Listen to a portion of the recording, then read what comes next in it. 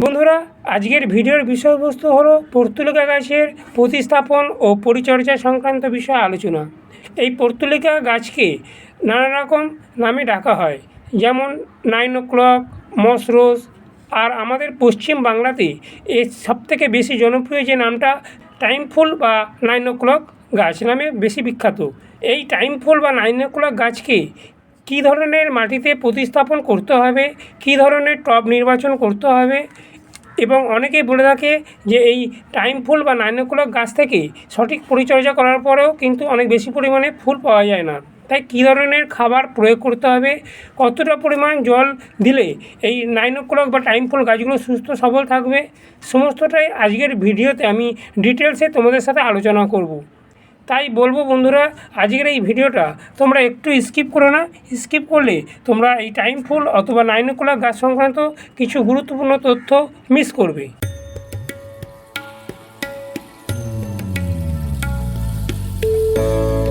নমস্কার বন্ধুরা, সঞ্জয় হর্টিকালচার চ্যানেলে তোমাদের সবাইকে স্বাগত।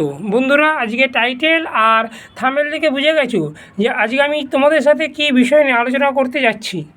গ্রীষ্মকালের অত্যন্ত জনপ্রিয় ফুল হলো টাইম ফুল বা 9 o'clock গাছ। এই টাইম ফুল বা 9 o'clock গাছ দুরকম ভ্যারাইটির হয়। একটা হলো সিঙ্গেল প্যাটার্ন আর একটা হলো ডবল প্যাটার্ন। এখানে যে কটা গাছ দেখছো এইগুলো হলো সব ডবল ভ্যারাইটির 9 o'clock বা টাইম ফুল গাছ। আমি নার্সারি থেকে নিয়ে এসে এই গাছগুলোকে এরকম যে ফ্ল্যাট টব দেখছো এরকম ফ্ল্যাট টবের মধ্যে প্রতিস্থাপন করব। কারণ 9 o'clock বা টাইম ফুল গাছের শিকড়গুলো মাটির খুব ভেতর পর্যন্ত যায় না, ওপরের দিকে থাকে শিকড়গুলো। তাই এরকম টব যদি তোমরা নির্বাচন করতে পারো, মানে ওপরের দিকটা চওড়া থাকবে, নিচের দিকটা পাতলা, এরকম যদি টব তোমরা নির্বাচন করতে পারো তাহলে খুব ভালো হয়। আর না হলে তোমরা যে কোনো মাটির পাত্রে অথবা প্লাস্টিকের টবে বা হ্যাঙ্গিং টবেতেও এই গাছগুলো তোমরা প্রতিস্থাপন খুব সহজে করতে পারো। এই টাইম ফুল বা 9 o'clock গাছের জন্য প্রথম যে পরিচর্যাটা করতে হবে সেটা হলো এই টাইম ফুল গাছগুলো প্রতিস্থাপন করার জন্য কী ধরনের মিডিয়া তৈরি করতে হবে। এখানে দেখছো এটা আমার একটা 10 ইঞ্চির ফ্ল্যাট টব। এই 10 ইঞ্চির ফ্ল্যাট টবের জন্য আমি নিয়েছি এখানে 1 ভাগ মাটি, 1 ভাগ ভার্মি কম্পোস্ট, আর 1 ভাগ নিতে হবে লাল মোটা বালি ও 1 ভাগ কোকোপিট। যেহেতু গরমকাল তাই জন্য মাটিটাকে ময়েস্ট রাখার জন্য কোকোপিটটা নেওয়া অত্যন্ত জরুরি। আমার মাটির মধ্যে কোকোপিট এবং লাল বালি অলরেডি মেশানো আছে, আলাদা করে আমি মেশাচ্ছি না। তোমাদের বাগানের মাটির মধ্যে যদি লাল বালি অথবা কোকোপিট মেশানো না থাকে তোমরা অবশ্যই মিশিয়ে নেবে। মিশিয়ে তারপর টাইম ফুল গাছ বা 9 o'clock গাছটাকে প্রতিস্থাপন করে দেবে। 10 ইঞ্চি টবের জন্য আর নেবো এখানে 1 চামচ নিম খোল, আর ফাঙ্গিসাইড হিসাবে নিচ্ছি আমি হলুদ গুঁড়ো। দিয়ে পুরো মিশ্রণটাকে আমি ভালোভাবে একে অপরের সাথে খুব ভালোভাবে মিশিয়ে নেবো। মিশিয়ে তারপরে টাইম ফুল বা 9 o'clock গাছের চারাগুলোকে প্রতিস্থাপন করে দেবো। চারাগুলো প্রতিস্থাপন করার আগে টবের ড্রেনেজ সিস্টেমটা খুব ভালো করে নিতে হবে। এখানে দেখছো 2টো হোল আছে, এই 2টো হোলের মুখগুলোকে আমি এইভাবে খোলামকুচি দিয়ে বন্ধ করে দেবো। বন্ধ করে উপরে ছোটো ছোটো নুড়ি পাথর এইভাবে ছড়িয়ে দিতে হবে। ছোটো ছোটো নুড়ি পাথর ছড়িয়ে দেওয়ার পরে এখানে লাল যে মোটা বালি, এই লাল মোটা বালিটা ওপরে মালচিং করে দেবো নুড়ি পাথরগুলোর ওপরে।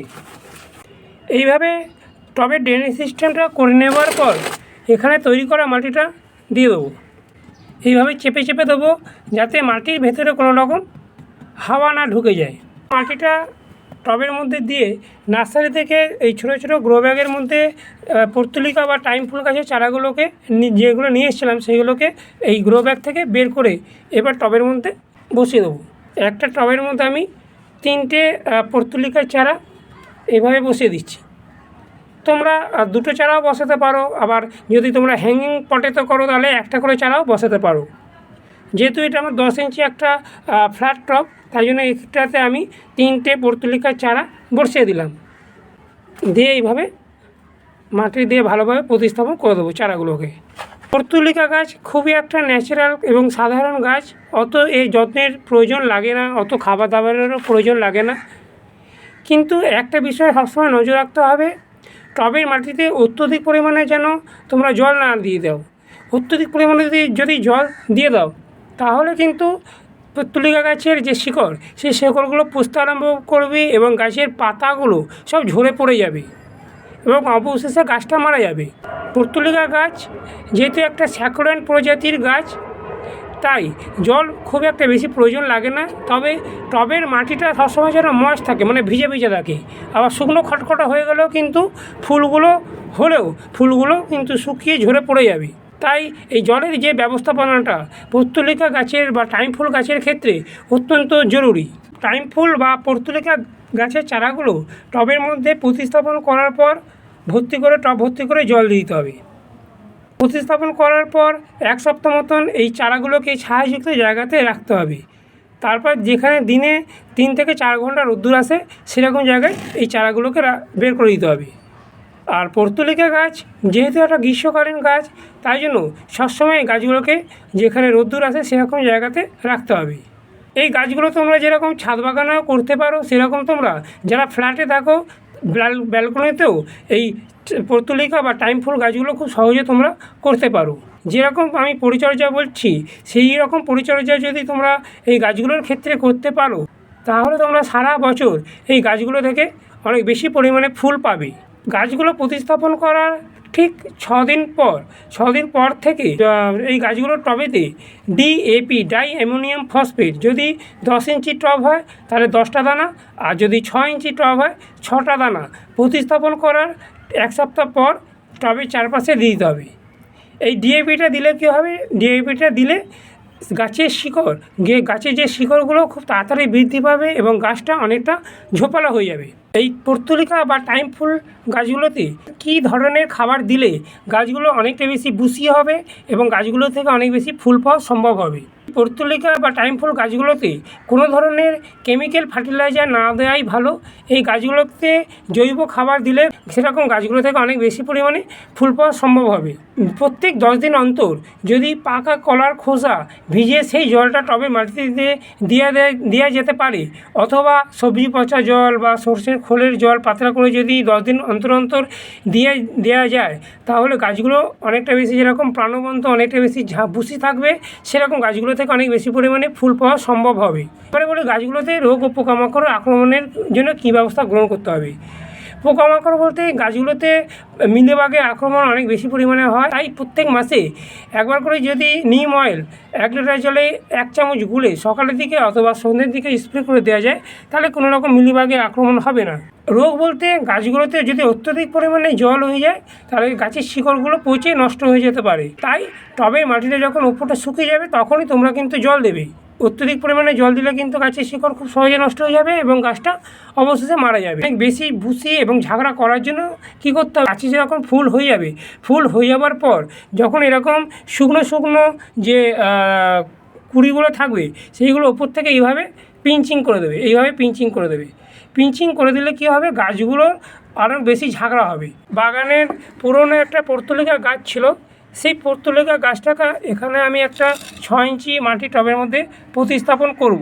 প্রতিস্থাপন করার আগে টবে যে মরা যে ডালগুলো আছে, সেই ডালগুলোকে তুলে ফেলে দিতে হবে। তৈরি করা মাটিটা দিয়ে এই পুরনো গাছটাকে আবার আমি নতুন টবের মধ্যে পুনরায় প্রতিস্থাপন করে দেবো। পত্রিকা গাছের ডালগুলো যেগুলো কাটিং করে দিয়েছিলাম সেইগুলোকে ফেলবো না, সেইগুলোকে আবার আমি পুনরায় বসিয়ে দেবো। এইভাবে বসিয়ে দেবো, এইখান থেকে আবার নতুন চারা তৈরি হয়ে যাবে। এইভাবে আমি নার্সারি থেকে নতুন পর্তুলিকা বা টাইম ফুল গাছের চারা নিয়ে এসে টবের মধ্যে প্রতিস্থাপন করলাম এবং পুরনো যে টাইম ফুল বা পর্তুলিকা গাছের চারা ছিল সেটাকে আমি আবার রিপোর্টিং করলাম। বন্ধুরা, তোমরা যদি এই কটা ছোটো পরিচর্যা মেনে চলতে পারো পর্তুলিকা বা টাইম ফুল গাছের ক্ষেত্রে, তাহলে তোমাদের ছাদ বাগানেতে বা ব্যালকনিতেও পর্তুলিকা বা টাইম ফুল গাছগুলো যেরকম অনেকটা বেশি ঝাগড়া করতে পারবে, সেরকম গাছগুলো থেকে তোমরা অনেক বেশি পরিমাণে ফুল পাবে। এটা ছিল পর্তুলিকা বা টাইম ফুল গাছ সংক্রান্ত বিষয় আলোচনা।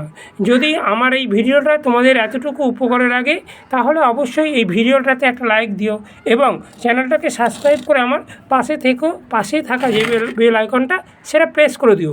প্রেস করে দিলে কী হবে, আমি যখন নতুন ভিডিও আপলোড করব, যাতে সহজে তোমাদের কাছে খুব তাড়াতাড়ি পৌঁছে যেতে পারে।